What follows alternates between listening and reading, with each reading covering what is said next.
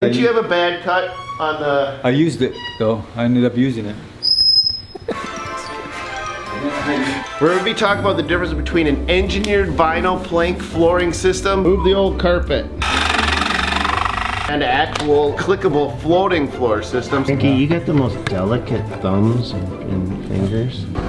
Yes, I'm smelling for urine odors. Like, this floor is driving me nuts. Right where the dog and the cat are sniffing each other's butts. I literally just went through and sniffed the whole floor. We're learning tools not to use. Boy, there's a lot of little things that can screw a guy up. You cut from the top side and that didn't work out so hot. Flooring that was gonna go in. Completely clean it. Or mostly the dog sniffing the cat. Okay, all right, Frankie, let's tell the guys what's happening. It's been about a month since we installed these floors. I suppose a month and a half or so, yeah. 6 weeks. And we've noticed that the floors are starting to separate even in the middle. On the end, you can see where we've got it pulled apart. And you just discovered why. So your thriftiness to save 5 boxes on this job. 20 years from now, I'll tell you all about how well this silicone works.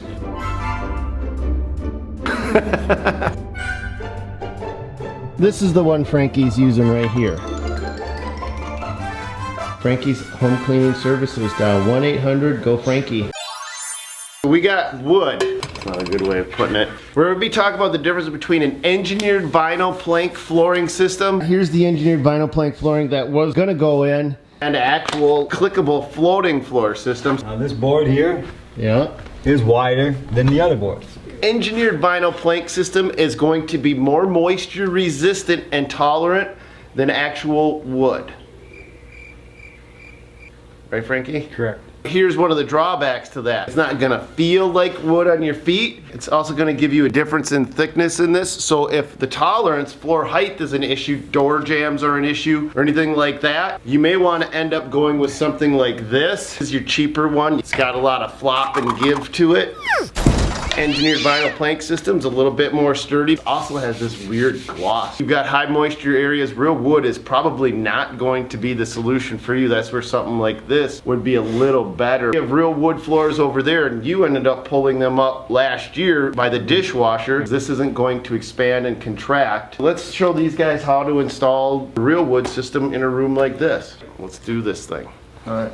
Step 1 is remove the old carpet.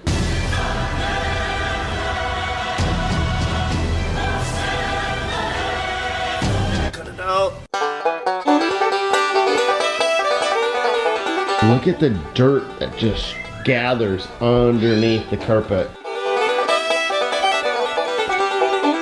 This floor, my dog has peed on a lot. How does Gypcrete look like it's holding up to you? Fine, except where, you know, where it was glued with a tack strap.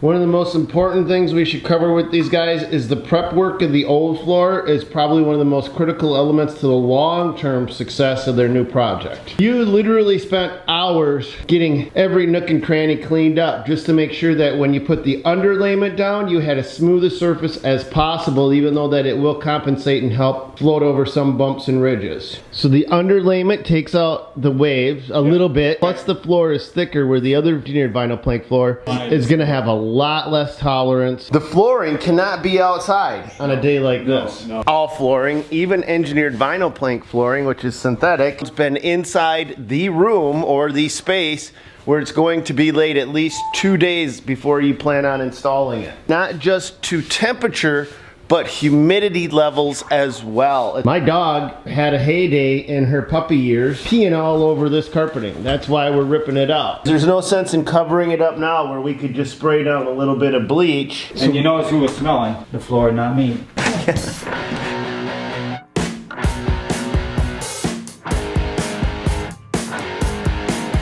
One of the problems we have is tons of little cuts. Frankie, what's your solution to that? I'm gonna cut templates. Okay, so we made a template. Cut it out. Cut it out, and then let's see how well that works. I'm gonna be 3/8 of an inch all the way around it. But And we have to maintain 3/8 of an inch because this is a floating hardwood floor. yeah. And that's how we use it.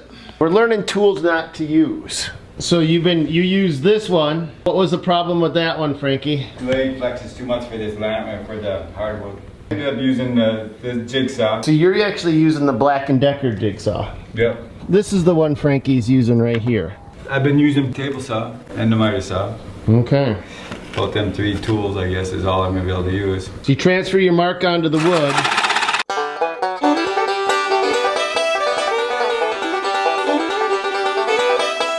Can you wipe that off a little bit? Look at that jigsaw blade just wrecked the finish on the top of that wood. First thing we learned is mark the bottom side. Well, I should have anyways.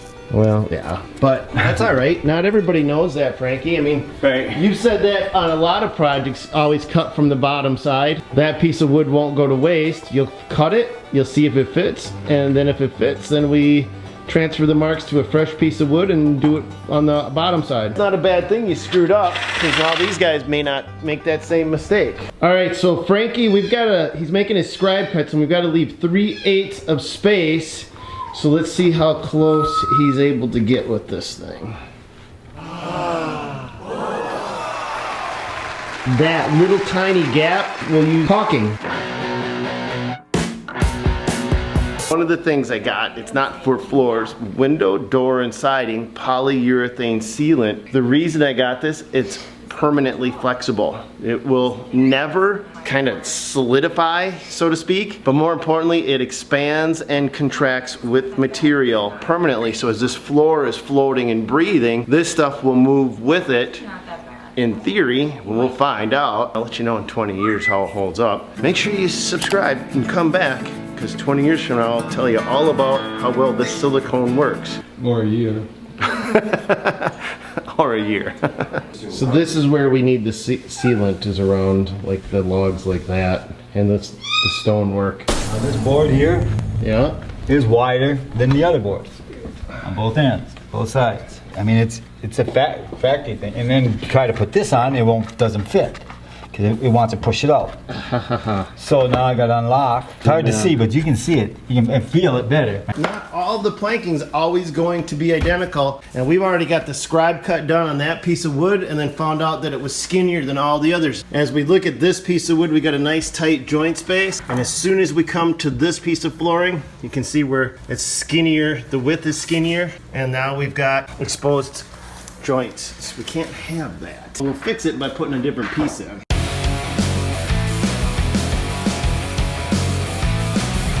Okay, what about them being bowed, Frankie?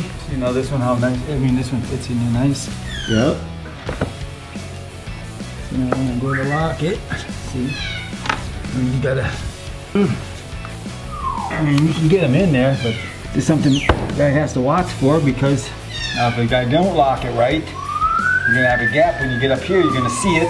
Tell them the story about How Uncle do you Tom feel? and Aunt Cindy's. We were probably 3/4 of the way through, and when we got done, we looked back, and there was one that wasn't locked. So we had to tear off the flooring to get to that spot. You'd gotten to like way over there. We realized it was a bad spot. The only way to fix it, you can't kick it, shim it. We tried prying it off the wall and everything. It just It didn't work. we didn't see it soon enough. Well, You thought they went on with a clip, I but thought they they don't. went on with the clip like these do. Normally on the other flooring it does. This clips onto the flooring. Is there any reason in this door jamb you couldn't just go up tight to the door? Keep your 3/8 and then just set that transition yeah, piece yeah. over the top of that? Like that. Oh, put it on top. Yeah, we could do that. Then that would hide it. So then that's how your transition piece could rest. Yeah. So we could take the flooring up as close to the door as we could, and And just put this up through the door. yeah, put it up like that. Back get silicone this to the door. Yeah, and too. then you could, yeah, It's adhesive. silicone. It had adhesive. One of the things that I want to show these guys is, like right here, Frankie's got really nice seams. I mean, for scribing around rocks, it just doesn't get better, but look at, even as tight and nice as he is, there's still a titch of blue showing. And so you can't use wood to miter around that. You just, I mean, come on, maybe some craftsmen think they can, but I don't think you could follow that with wood. So I got silicone.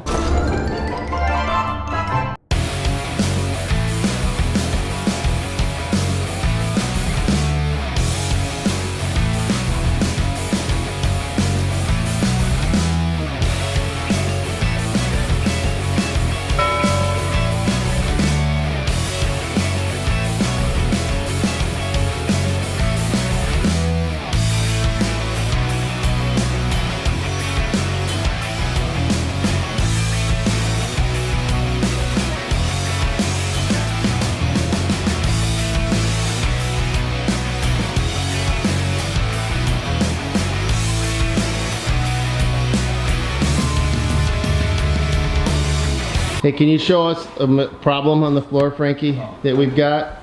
So we've already got this much floor laid, and this is one of the issues Frankie's noticing with this flooring. Right here, see I got a narrow one in there and I didn't realize it. There's a gap. Don't use out of one box and lay, and then another box and lay. They tell you to pull from different boxes. And I would recommend if you got a piece that doesn't want to work right away, don't use it at all. That's what I was doing. Let's just not ever use them. Right, yeah. But if you have a bad piece, you're better off setting it aside and return them. You should tell them they're defects, because otherwise, unfortunately, some other dude's going to get an open box full Of all defects. Of all defects. Well, I got to take it all off and just find a wider one. So you got to go 1, 2, 3, 4, 5, 6. That's what happens when you get tired and it gets dark, right? Well, yeah, and in a hurry. Try to get done. And when you lay out the other floor with the other type of flooring, Yeah. whatever pattern you have, you're stuck with that pattern. They give me different lengths, so there is no certain pattern in this floor. It's everywhere. Full length, 3/4, half, and then the small pieces. Full length, 3/4, half, and then the small piece. Yeah. So that's 4-piece sizes. Well, 4 all. Yep. 3 Okay. different cuts. And It gives you the ability for a true random pattern. So like right here, you can actually see where Frankie's, this is the end he uses with the clickable surface, and then the other end, this. but whatever I this cut off side. on this end, I use at that end for starters. And that's because you're trying not to waste anything. Trying not to waste. So you don't have to do that. Let me show you what Frankie's saved with his thrifty ways. Well, I still- 1, 2, 3, 4, 5, 6, 7 boxes. Thriftiness to save 5 boxes on this job. Probably. Anything? Well, Did you have a bad cut on the? I used it though. I ended up using it. So what he's saying is he had no bad cuts. So you can see where he was scribing around all of these surfaces. I ended up using everything. He ended up reusing everything.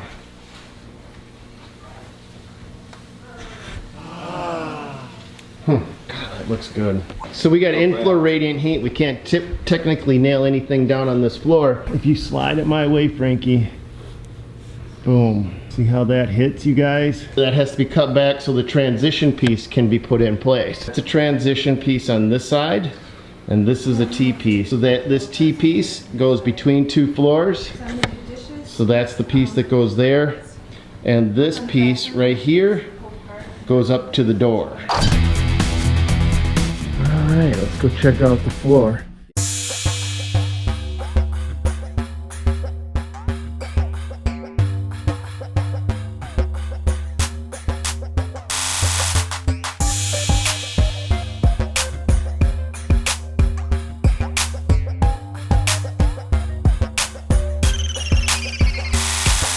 There she is, all wrapped up. I don't know if she looks that good from up here, to be honest with you. The floor itself is busy enough, you guys, that the minor imperfections that that's driving Frankie nuts, I would never pick up on my own. He's definitely a craftsman. He likes the way he does things, and I'm not going to change that. The floor project's all wrapped up. We got it done. We still have some detail work to do, but I hope this video's helped you out. You guys let me know in the comments down below.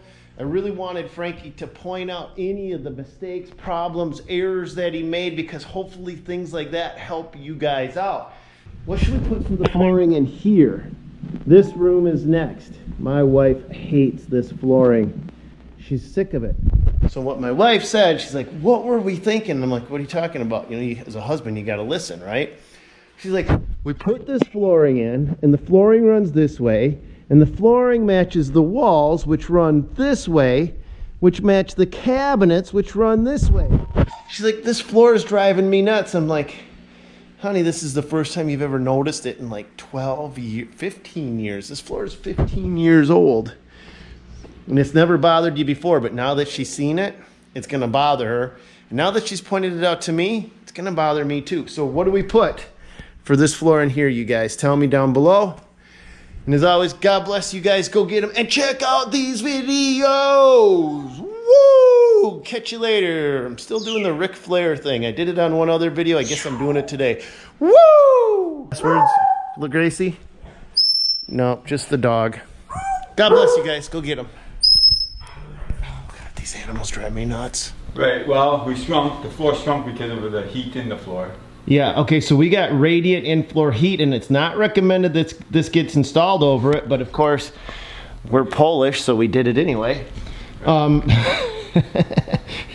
I also caulked the ends So because of the rock. around the, so we caulked, Frankie caulked, scribed, so we scribed the cut around the rocks, and then caulked that, and what's happening is the floor is separating in the middle because it's supposed to be a floating floor system, right? Yep. And instead of the floor being able to literally float and shift and move together as one unified piece, the caulking is holding the edges, and then the centers are just, it's like pulling apart in the center, isn't that right? Pulling the tongue and groove. There's constant pressure in the tongue and groove now. Well, there ain't no more, but there was. Yeah, okay, that makes sense. All right, let's go down and we'll show you guys exactly what's going on with this thing. Because you know what? Live and learn. We're not perfect. Never claimed I was. Screw up all the time. Share it with you. Hopefully you guys don't make the same mistakes. And if you're watching this because you want professional installation with no mistakes, well, sorry to disappoint you. All right, so here we go.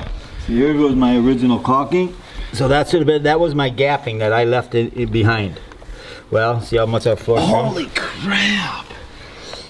Okay, so what Frankie's saying is he had this scribed right to there, right to the caulking. And I remember that. You were tight, Frankie. I mean, it was, you slid it in. Look how much this floor has shrank and moved. That's a half, that's gotta be a half inch. Before, see, I just cut this now. Prior of cutting it, all this gapping was fighting in all the joints. So it looked like all the floors, all of it was separating. Yeah. But once I cut this, it just, you could hear everything go click, click, click, click, click, click, click.